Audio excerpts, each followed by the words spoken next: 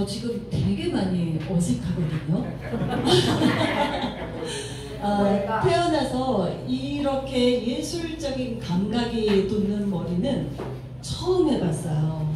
너무 예뻐요. 사진에서도 보시다시피 늘 저런 머리를 했다가 저 머리가 너무 이제 지쳐가지고 사실은 얼마 전에 퍼마를 했어요. 그래서 부시시한 머리를 되게 행복해하면서 남들 보면 뭐 어때? 내가 행복하면 되지? 이러면서 이제 왔는데 오늘 저 아티스트 선생님께서 제 머리를 이렇게 만들어 주셨는데 보시기에 괜찮으신가요? 네. 역시 이 자리에 오신 선생님들 센스 짱이십니다. 감사합니다. 너무 예뻐요. 저는 신앙송을 하는 사람입니다. 그래서 전문 신앙송가로 활동을 하고 있고요. 그리고 시를 또 시하고 연결을 해서 드라마처럼 극본을 써가지고 그 시극을 연출하고 공연하는 일도 하고 있습니다. 그리고 가끔 동화도 쓰고요. 그리고 또 아주 가끔 시도 씁니다. 제가 여기서 가끔이라는 표현을 썼잖아요. 그 가끔이라는 소리는 글솜씨가 형편없다는 소리입니다. 네. 그리고 이제 아주 오랜 기간 강의를 했습니다. 아마 한 40년 가까이 한 것 같습니다. 근데 제가 하는 강의가 모두에게 유용한 강의는 아닙니다. 다만 글을 몰라서 삶을 암흑 속에서 살아야 했던 어르신들한테는 눈뜨임이 되는 강의가 되었고요. 또 우리나라로 와가지고 결혼을 해서 아이를 낳고 사는 다문화 가족들한테는 친정집 같은 강의가 되었습니다. 그리고 인문학이나 교양을 들을 수 없는 조금 특수계층에 있는 분들한테는 한 권의 책과 같은 강의를 했고요. 학교에서는 아이들한테 기초학력을 가르치면서 정서적인 도움을 줄 수 있는 그런 강의를 지금까지 해왔습니다. 아이를 출산해서 낳았을 때 딱 한 학기씩 쉰 거 말고는 대학을 졸업하고 잠깐 회사 생활한 거 말고는 꾸준히 한 40년을 넘게 해온 것 같습니다. 40년, 그러네요. 40년 가까이 되네요. 이러면 제 나이가 뽀록이 났죠. 그러면 제가 이제 시를 낭송하는 사람이니까 신앙송에 관해서 조금 말씀을 드리도록 하겠습니다. 어느 분이 어떻게 해서 신앙송가라는 길을 걷게 됐어? 라는 질문을 하셔서 그 이야기를 조금 해드리려고 하는데요. 그 이야기를 하려면 50년 전으로 거슬러 올라가서 제가 아주 어린 시절의 이야기를 조금 해드리겠습니다. 저는 성격이 굉장히 내성적이에요. 어디 가서 말하라 그러면 떨려서 말도 못하고요. 안 믿어지시나요? 네, 믿으셔야 됩니다. 떨려서 말도 못하고 뭔가를 이렇게 이거 해볼 사람 그러면 저요저요라는 거는 없었어요. 그냥 옆에서 야 네가 해봐, 너 할 수 있잖아, 네가 해봐 그러면 난 못해 이러면서 이렇게 엉덩이 빼면서 그러면서 또 나오면 죽을 힘을 다해서 하는 그런 성격이었습니다. 조금 사회성이 부족했다고 하겠죠. 그러면 사회성이 부족하고 남들하고 잘 어울리지 못하는 내성적인 성격의 저는 어떻게 생활을 했을까요? 주구장창 책만 봤습니다. 아마도 사람이 평생에 걸쳐서 봐야 되는 독서의 총량이 있다면 저는 아마 그거를 10대와 20대 때 2배는 채웠을 것 같아요. 그리고 제가 지금 이 자리에서 선생님들 앞에서 감히 이렇게 떠들 수 있는 것도 어쩌면 그때 읽었던 책들이 저를 불러낸 거 아닌가 이런 생각을 합니다. 그런데 책을 그렇게 많이 읽으니까 당연히 글빨이 조금 있겠죠. 그죠? 그래서 학교 다닐 때 100일장 글짓기 대회 그러면 당연히 장원은 제 것이었습니다. 그런데 그거 조사하지 마세요.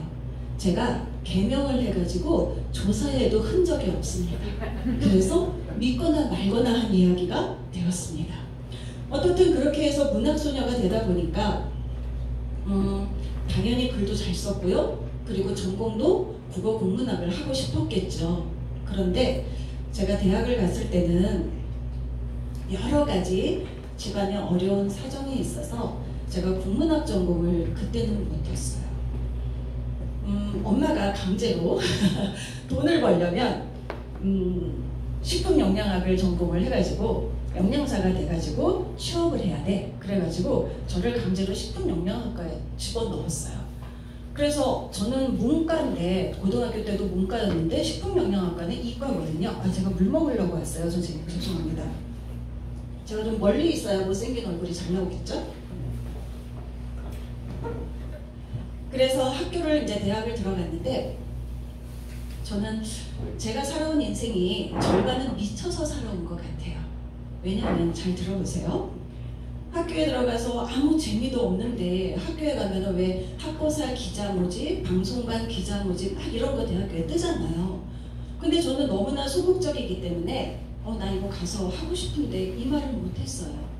그래서 공고만 이렇게 쳐다보고 있는데 어느 날 아는 언니가 있잖아 나 학보사 시험 보러 갈 건데 나 좀 떨려 같이 좀 가줘 이러는 거예요. 그래서 그래 언니 같이 갈게. 그러고서는 쫄래쫄래 쫓아갔는데 학보사 문을 딱 이렇게 열고 들어가니까 선배님들이 이왕 왔으니까 같이 시험을 보고 가요 이러는 거예요. 그래서 네 그러고서는 가서 시험을 봤어요. 제 기억이 맞다면 아마 주제를 정해주고 원고지 분량을 정해놓고 그거에 맞는 컬럼과 기사 그리고 몇 가지 국어 문제를 시험을 보고 인터뷰를 했던 것 같아요. 그런데 며칠 후에 합격자 발표가 났는데 제가 합격을 하고 그 언니는 떨어졌어요. 그 언니는 참 저를 잘못 데려간 거죠. 그래서 이것이 나는 정말 인생이라는 것이 우연을 빙자한 필연의 연속인가 보다. 이렇게 우연을 빙자한 필연의 연속이 또 한 번 있었는데요. 제가 졸업반이 돼가지고 그때 이제 취재 부장이 돼가지고 이렇게 학보사에 있는데 회사에서 전화가 왔어요. 어떤 회사에서 이름만 말하면 다 알 수 있는 회사였고 그 당시에는 국내 9위에 등재한 큰 회사였는데 지금은 망했어요.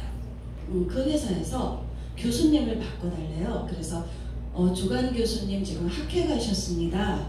어떻게 전달을 해드리면 될까요? 그랬더니 우리 회사에서 사보 편집 기자가 필요한데 졸업생 중에서 추천을 좀 해달라고 전화했어요. 이러시는 거예요. 그래서 소심하니까 예 알겠습니다. 교수님 오시면 전달해 드리겠습니다. 그런데요 제가 하면 안 될까요? 제가 이랬어요. 미쳤지. 그죠? 근데 제가 미쳤다는 거를 그 회사에서도 느꼈는지 잠시 동안 아무 말이 없더니 누구세요? 이러는 거예요. 그래서 예 학보사 취재부장 누구누구입니다. 올해 졸업을 합니다. 교생 실습도 마쳤고요. 취업만 시켜주시면 뭐든 할 수 있습니다. 제가 이렇게 얘기를 했어요. 전 그때 뭐가 들어왔었나 봐요. 그런데 그 회사에서 그러면 학교는 어떡하냐 수업은 어떡하냐 그래서 야간으로 돌리겠습니다. 옛날에는 왜 학교가 주간 있고 야간 있고 그랬잖아요. 근데 저를 야간으로 돌릴 수 있는지도 사실 저는 몰랐어요. 근데 제 입이 그렇게 말을 했어요. 그러니까 회사에서 그러면 교수님 추천서를 가지고 오세요. 그래서 예 알겠습니다 해놓고 전화를 딱 끊는 순간 땅바닥에 주저앉았어요. 내가 미쳤지. 내가 왜 이랬지? 그리고서 이제 교수님이 오셨는데 맞아 죽겠다 이 생각을 하면서 교수님 회사에서 전화가 왔는데 이러이러했어요. 그랬더니 교수님이 저를 위아래로 이렇게 훑어보시더니 잘했어. 그게 인생이야. 잘했어. 추천서 써줄게. 이러시는 거예요. 그래서 추천서하고 이력서를 가지고 가서 이제 시험을 또 봤어요. 그거는 제가 생생하게 기억이 나요. 제가 교생 실습 마치고 마침 와가지고 신문을 만들던 때라서 때가 6월 중순이었거든요. 회사에서 여름을 주제로 원고지 20장 안쪽에 글을 쓰래요. 제한 시간을 딱 주면서. 무슨 생각이었는지 막 썼는데 19장 절반이 나왔어요. 200장인 거지. 그리고 그걸 내고 오면서 그리고 이제 면접도 봤거든요. 근데 저보고 고려 시가를 외워보래요.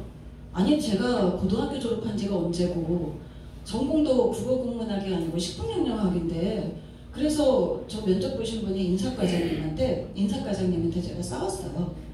과장님 지금 고려시가 외우실 수 있겠어요? 저 기억 못합니다. 그러나 공부해 오라 그러면 제가 공부는 해오겠습니다. 이렇게 말씀을 드렸거든요. 그리고는 아이씨 떨어졌어 이러고서는 그 옆에 짜장면집에 가서 짜장면을 막 먹었어요. 전 우울하면 짜장면을 먹거든요. 그런데 10대 1의 경쟁률을 뚫고 합격을 했어요. 미친 이럴 때 박수 쳐주셔야죠. 와가 삶의 순간순간에 미치니까 뭐가 되더라고요. 그래서 우리가 삶을 사는 모든 순간들은 우연을 가장한 필연의 순간들이 모이는 거구나. 그리고 또 한 번 미친 일이 있었는데요. 이제 학부사에 있으니까 전화가 와요. 다른 학교들도 같이 이제 협의하는 전화들이 오는데 그날 온 전화는 자기네 학교가 축제를 하는데 신앙송을 해달래요. 그것도 콕 집어서 저한테. 제가 학교 다닐 때는요 이렇지 않았어요. 예뻤어요. 왜 웃으세요? 진짜인데? 예뻤고요. 목소리도 이거보다 엄청 좋았어요. 그래서 학부사 전화를 받으면 이제 학교에 이렇게 내려가면 끝나고 나가면 학교 문 앞에 남학생들이 줄을 섰어요. 안 믿으시죠? 이거 진짜예요. 그 줄 선 사람 중에 저희 남편도 있거든요.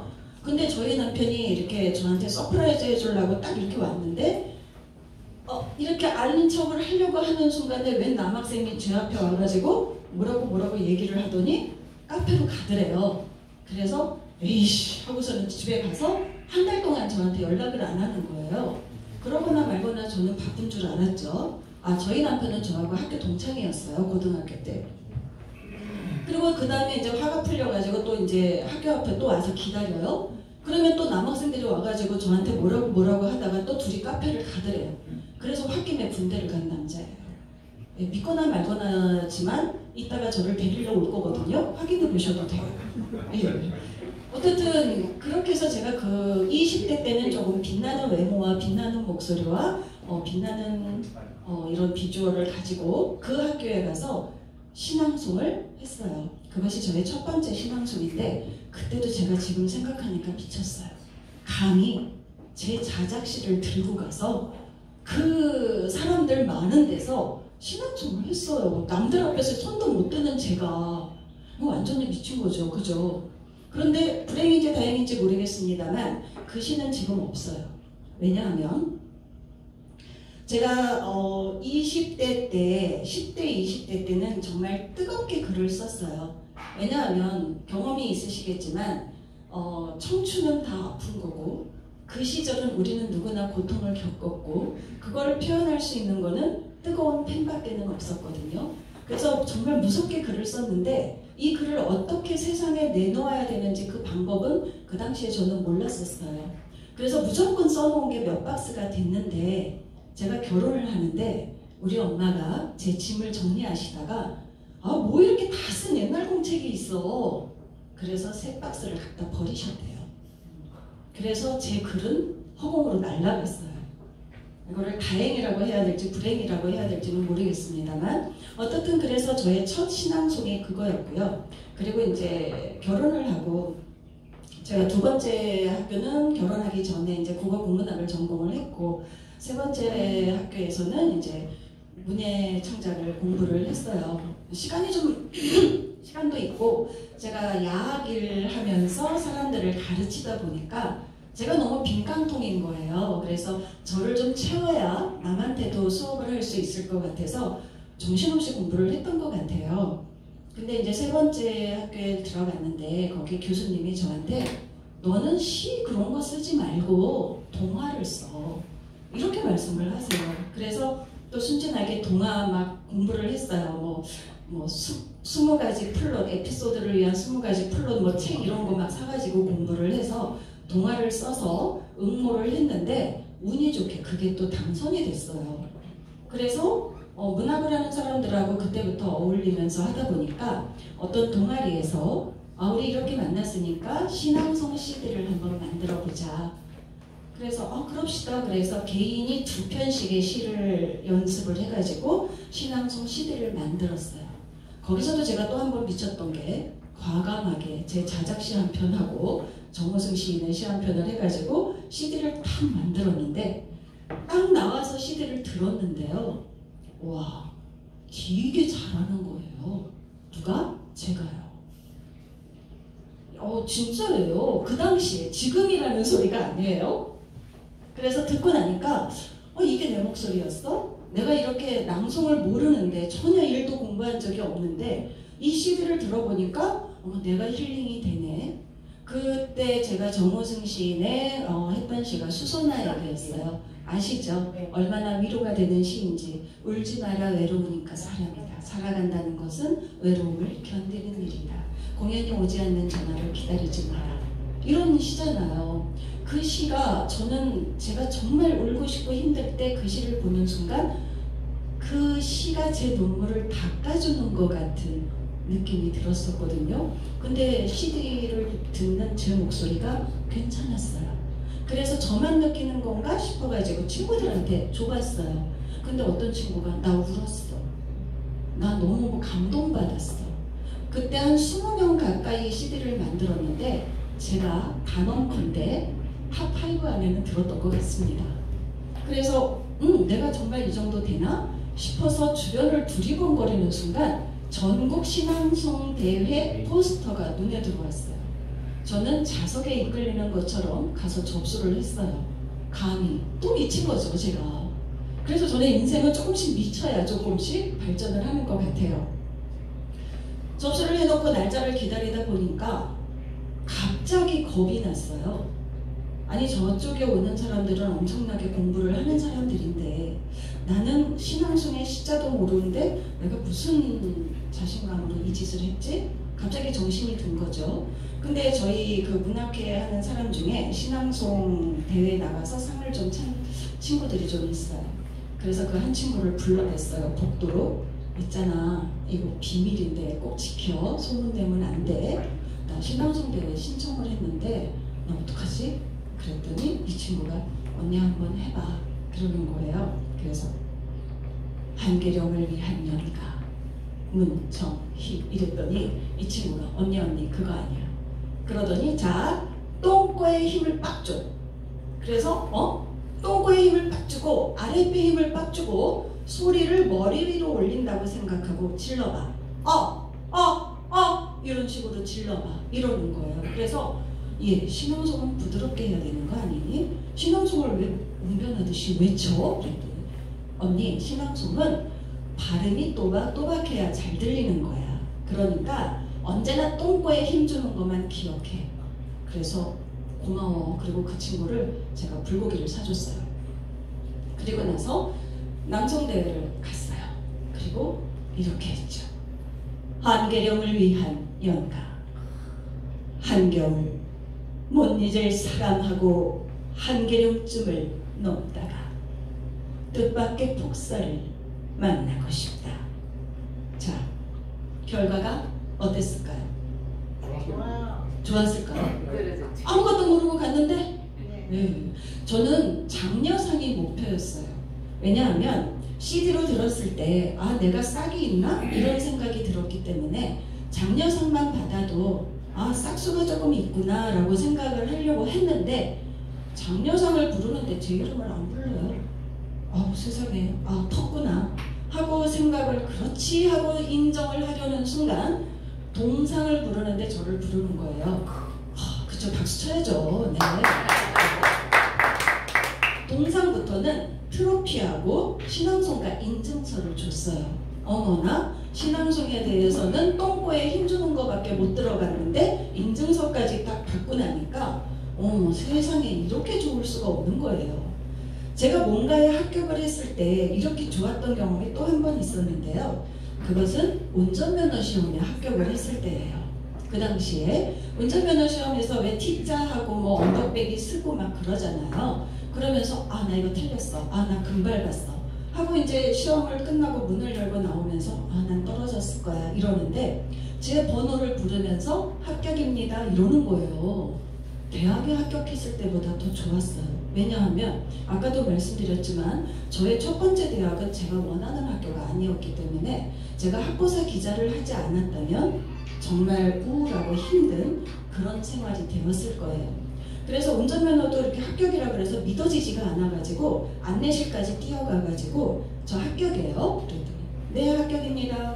진짜 합격이에요? 네 합격입니다. 저 그럼 진짜 면허증 줘요? 네 가서 면허증 받으세요 이러더라고요. 바쁘니까. 그래서 면허증 안 줄까봐 그날로 바로 신청하고 면허증을 받아서 얼마나 행복했는지 몰라요. 근데 운전은 잘하지 못해요 지금도. 그렇게 해서 제가 이제 신앙송 가가 됐죠. 인증서를 받고 나서. 그리고 1년은 그 행복감으로 공연도 다니고 막 다녔어요. 그러다가 그 다음 해에 내가 진짜 그리고 또 대회를 나갔어요. 은상을 받았어요. 그래서 6개월 있다 또 대회를 나갔는데 금상을 주대요. 그래서 또 대회를 한 번 더 나갔는데 대상을 주는 거예요. 저는 신앙송 대회를 5번 나가서 5번 다 상을 탔어요. 그리고 대상 받고는 낭송 대회는 쳐다도 안 봤어요. 왜냐하면 제가 낭송 대회 나가서 상을 못하면 야 너 지난번에 대상 탄 거 그거 뻥이지 도로 반납해 이러고 대상 뺏길까봐. 그래서 대상 탄 이후로는 아예 신앙송 대회는 근처도 안 갔어요. 이렇게 해서 저는 이제 신앙송가로서 그리고 이제 공연을 진짜 많이 했어요. 많이 하다 보니까 시를 이렇게 서서 공연을 하는 것보다 아마 저를 조금 아시는 분은 소문을 들으셨을 거예요. 퍼포먼스를 진짜 많이 했어요. 그래서 아까도 말씀드렸지만 시극을 써서 공연을 한다고 그랬잖아요. 그래서 시에다가 어떠한 뭐 말을 붙이고 글을 붙여서 스토리를 엮어가지고 퍼포먼스를 하다 보니 다음부터 제가 나오면 모두가 기대를 하는 거죠. 이번엔 뭘 보여줄까? 되게 부담되더라고요. 그런 부담이 있었고요. 그런데 그런 과정 속에서 저는 한 칸 성장을 해가는 것 같았어요. 제가 좋아했던 시 중에 산등성이라는 시가 있어요. 고영민 시인의 산등성이라는 시인데 아마도 이 시는 제가 최초로 낭송을 했을 거예요. 그리고 나서 제 낭송이 퍼지면서 전국 각지에서 이제 이 시가 낭송을 많이 하시더라고요. 어떤 시냐면 팔순의 부모님이 또 부부싸움을 한대요. 발단이 어찌됐든 그 싸움을 하는 시간은 한밤중이에요. 아버지는 엄마랑 싸우고 나서 네네네 저 답답한 일만과하고 단 하루도 살 수 없다 이러고 옷을 입고 한밤중에 나가요. 아들은 불안하죠. 그래서 엄마한테 가가지고 엄마 아버지 좀 가서 붙잡아봐 이래요. 그랬더니 엄마가 냅둬라. 네 아버지 저 산등성에 못 넣고 집에 온다. 내 80평생 그랬어. 이렇게 이야기를 하는 거죠. 그래도 아들은 불안해가지고 막 뛰어가지고 아버지 뒤를 쫄래쫄래 쫓아가요. 아버지는 산등성에까지 씩씩거리면서 막 가더니 산등성의 끝에 다다르자 뒤를 돌아보고 집을 보면서 소리를 치는 거죠. 에이 못된 할망구야. 이 소방이 나간다면 참신용이라도 해야지. 못된 할망구. 평생을 뜯어먹어도 시원찮을 할망구. 이러면서 집으로 가는 거예요. 그 아들은 아버지 뒤에서 몰래 웃음을 지으면서 아 엄마 말이 맞구나. 그리고 엄마는 아버지 올 동안 길 밝히려고 현관에 불을 켜놓는 거예요. 그 시를 읽으면서 저는 저희 부모님 생각을 했어요. 저희 어머니 아버지 징글징글하게 싸우셨어요. 그런데 저희 아버지는 그 산등성이를 넘어가셨어요. 넘어가셔서 돌아가실 때까지 다시 넘어오지 않으셨어요. 넘어가셨을 때가 제가 초등학교도 들어가기 전이고 돌아가셨을 때는 제가 성인이 된 다음이에요. 만약에 우리 아버지가 그 산등성이까지 갔다가 뒤를 돌아서 집으로 돌아왔다면 뭐가 지금 나는 달라졌을까? 그런 생각이 들어서 아버지 돌아가셨다는 소식을 들었을 때 저 그런 느낌 처음 받았었어요. 무릎의 힘이 그냥 쑥 빠지면서 제가 비닐봉지가 된 것 같은 그런 느낌이 들었었어요. 그런 시가 하나 있고요. 그 다음에 이제 또 하나의 시는 그 기도라는 시예요. 그 전라도 전주 쪽에서 활동하고 계시는 김용옥이라는 시인이 쓴 기도라는 시인데요. 이렇게 시작을 하죠. 기도가 별것이란디 절망에 넋두리고 차마 발설하지 못한 억장 가슴 대신 흘러넘치는 눈물이요. 이러면서 이 기도의 내용은 내가 천지신명께 가서 엎드려 절을 하면서도 튕겨나오는 이 자식 이름 석자, 부처님 전에 가서 108배를 올리면서도 내 입에서 기어나오는 게 자식 이름 석자. 그리고 이 시인은 맨 마지막에 살아가는 것이 기도인 것이요. 이렇게 이야기를 해요. 저는 딸 하나 아들 하나가 있는데 자식을 키우면서 정말 기도를 많이 했어요. 그 중에서도 이제 저희 아들 이야기를 잠깐 하면 제가 40살에 임신을 했거든요. 그래서 40에 임신을 했는데 그 당시에 저혈압에다가 저체중에다가 아이가 전치태반이었어요. 그러다 보니까 동네 병원에서는 이 아이를 낳을 수가 없대요. 그래서 대학병원을 다녔거든요. 대학병원을 갔는데 그 당시에는 40대니까 제가 강의가 아침 8시부터 저녁 6시까지 꼬박 들어차 있을 때였어요. 그때 돈도 많이 벌었어요. 네. 아무튼 그러다 보니까 제가 수업을 할 때 양수가 터져서 줄줄 새는 거를 몰랐어요. 저는 강의를 할 때 굉장히 세게 하거든요. 왜냐하면 어르신들이고 아이들이고 외국인이고 하다 보니까 그들에게 저를 먹히게 하려면 제가 막 발도 구르고 손도 막 주먹도 쥐고 이래야 돼요. 그러다 보니까 뭔가 훅훅 빠지는데 그것이 양수가 터져서 나오는 걸 전 모르는 거예요. 그래서 병원에 정기검진을 하러 8개월 지나서 갔는데 교수님이 양수가 하나도 없어. 양수 세는 거 몰랐어? 이러시는 거예요. 몰랐어요. 지금 애기 낳아야 돼.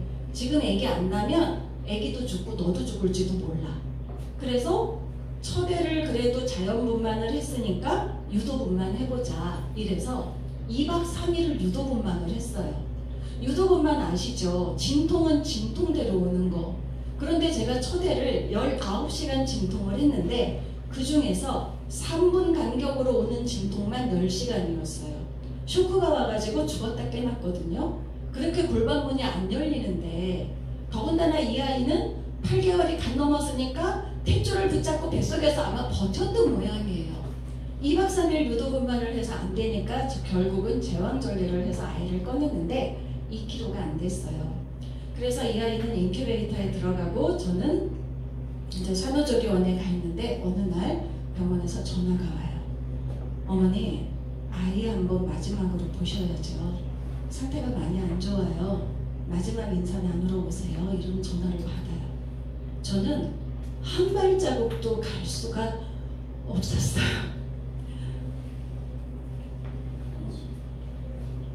내가 가면 정말로 그게 제 아이랑 마지막이 될 것 같아서 한 발자국도 움직일 수가 없었고요.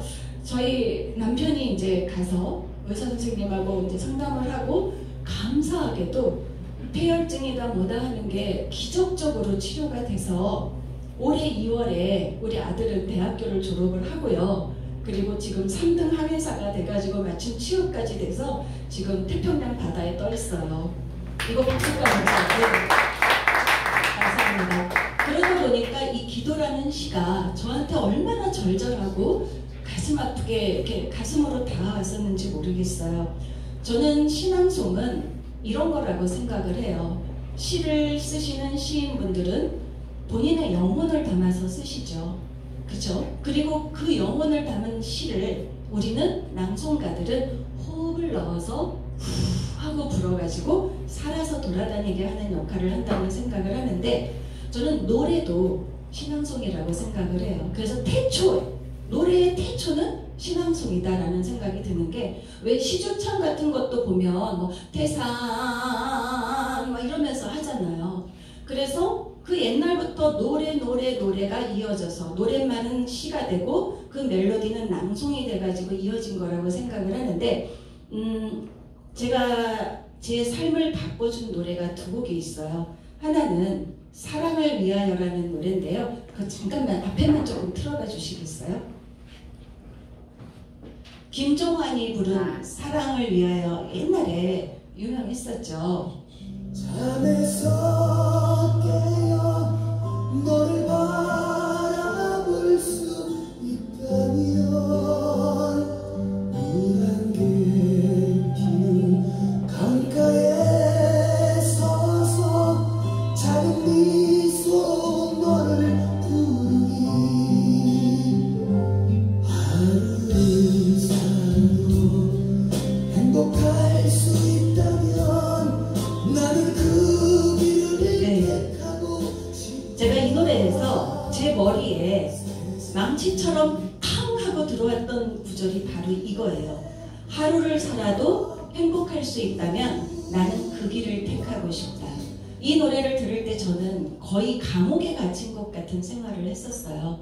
저가 속해 있는 그 환경에서 그 울타리를 깨지 못하고 늘 괴로워서 거의 죽음을 생각하고 싶을 정도의 생활을 했었는데, 어느 날 이 말이 딱 들리는 거예요. 하루를 살아도 행복할 수 있다면 나는 그 길을 택하고 싶다.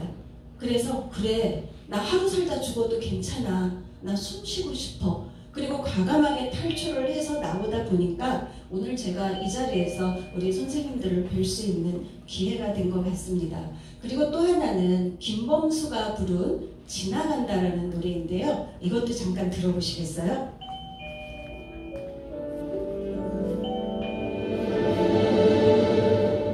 감기가 언젠간 낫듯이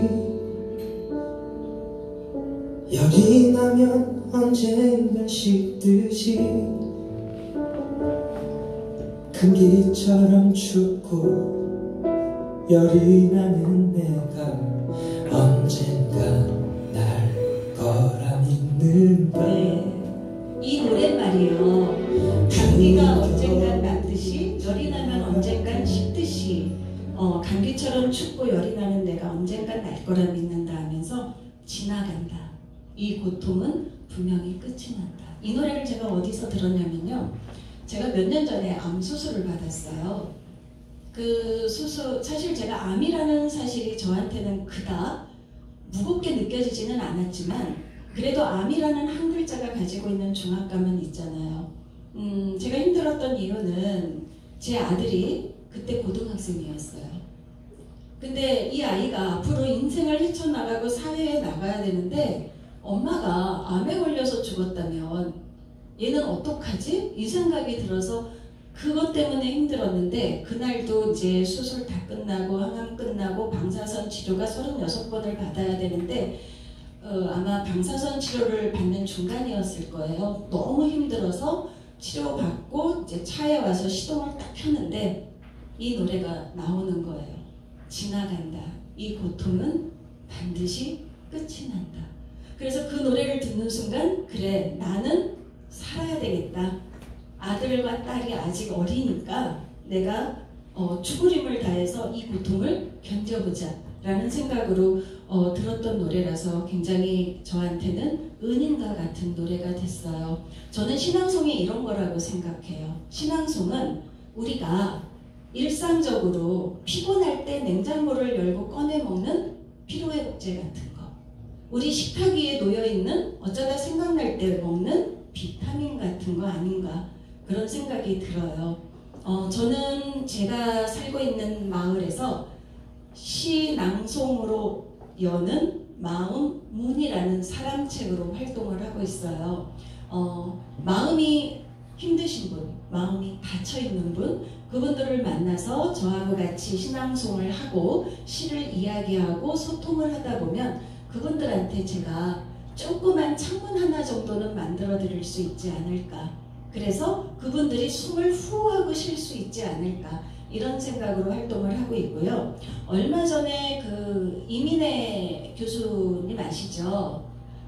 남인혜 교수님, 나태주 교수님의 딸, 그분의 강의를 잠깐 들었는데요. 그분이 이런 이야기를 하시더라고요. 노래에도 플레이리스트를 만들어서 논다고 하잖아요. 근데 그분은 시도 플레이리스트를 만들어 놓는데요. 내가 용기가 필요할 때 읽는 시, 내가 감사함을 느낄 때 읽는 시, 이래서 플레이리스트를 만든다고 하시더라고요. 그거를 들으면서 저는 그 생각을 했어요. 이거를 USB에 담아서 낭송으로 만든다면, 낭송으로 플레이리스트를 만들어 놓는다면, 요즘에는 CD 플레이어가 다 없으니까 USB는 다 꽂잖아요. 차에서도, 카페에서도, 도서실에서도 내가 이렇게 듣고 마음에 쓰담쓰담을 할 수 있겠다. 그래서 저는 신앙송이 이 사회에서 꼭 필요한 산소 같은 거 아닐까, 그런 생각을 합니다. 시를 쓰시지만, 시는 정말 고열을 짜서 쓰시지만 그 시가 살아서 움직이려면 우리가 읽어야 되는 것보다 눈을 감고도 들을 수 있는 게 좋잖아요. 그래서 여러분들이 신앙송을 하시고 싶다면 뭐만 기억을 하세요? 똥꼬. 그렇죠. 똥꼬에 힘을 빡 주고 소리를 머리 위로 쑥 끌어올려서 신앙송을 하시는 겁니다. 자, 마지막으로 요즘에 제가 빠져있는 한강의 괜찮아라는 시를 한 편 들려드리겠습니다. 아직 연습 중이라서 그렇게 잘하지는 못하지만 그래도 한번 해볼게요.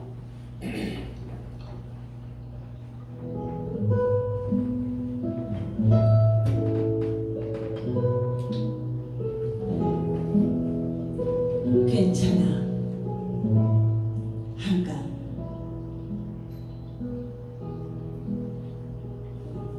태어나 2달이 되었을 때 아이는 저녁마다 울었다. 배고파서도 아니고 어디가 아파서도 아니고 아무 이유도 없이 해질녘부터 밤까지 꼬박 3시간.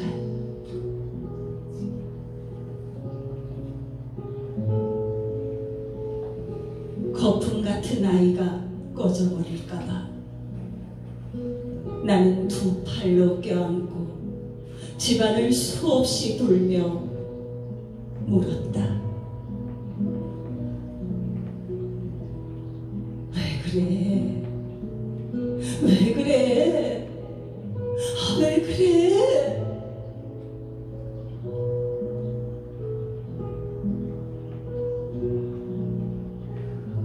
내 눈물이 떨어져 아이의 눈물에 섞이기도 했다.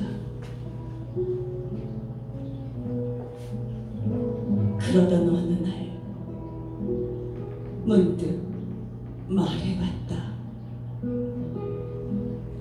누가 가르쳐준 것도 아닌데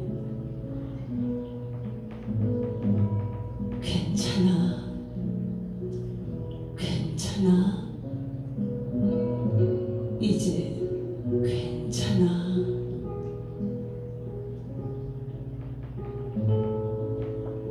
거짓말처럼 아이의 울음이 그치진 않았지만 누그러진 건 오히려 내 울음이었지만 다만 우연의 일치였겠지만 며칠 뒤부터 아이는 저녁 울음을 멈췄다.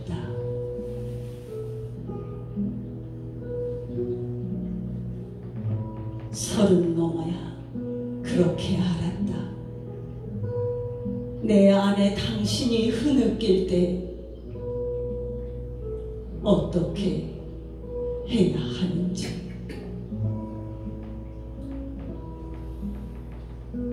울부짖는 아이의 얼굴을 들여다보듯 짜릿짠 거품 같은 눈물을 향해 괜찮아, 왜 그래가 아니라 괜찮아, 이제 괜찮아.